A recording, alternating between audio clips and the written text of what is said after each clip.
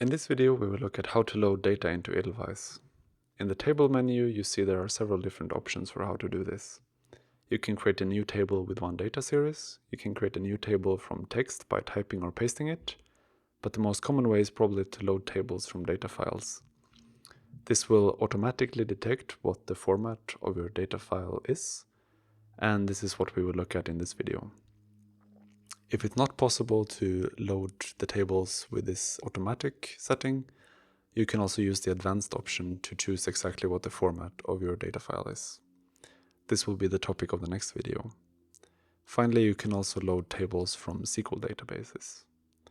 This automatic table loading is also available in the toolbar by clicking this button, and then you can choose the data files.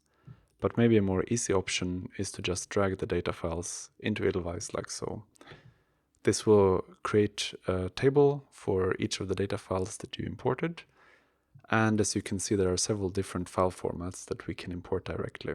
So Matrom Autolab text data, CSV files, delimiter separated values of any kind. EasyLab data can be imported either as MPR files or MPT files. We can load Excel spreadsheets, LabVIEW measurement files, and of course text data. In this case, here we see the Autolab measurement file. This is a cyclic voltammogram. And in Edelweiss, the tables are represented in this way, where each column or data series is shown as one line with this kind of simple view of the data as well as its title. You can also see that each unit has been correctly identified here, seconds, volts, amperes, and each quantity has also been correctly identified, the data point index, cycle, time, potential, current. And for the last two data series, we can also see that Edelweiss has correctly identified that this belongs to the working electrode. We can also see the number of data points in each data series, as well as the minimum and maximum value. These are the default informations that are shown for each data series, but we can also change this in the settings.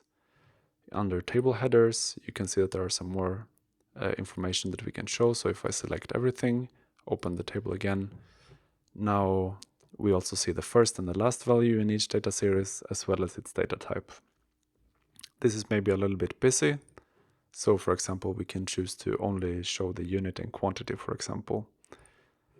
And this gives you this kind of simple view of each table. For each table, we can also have some associated metadata, which we can see by clicking the Show Metadata button. And in this case, we have, for example, the temperature recorded as well.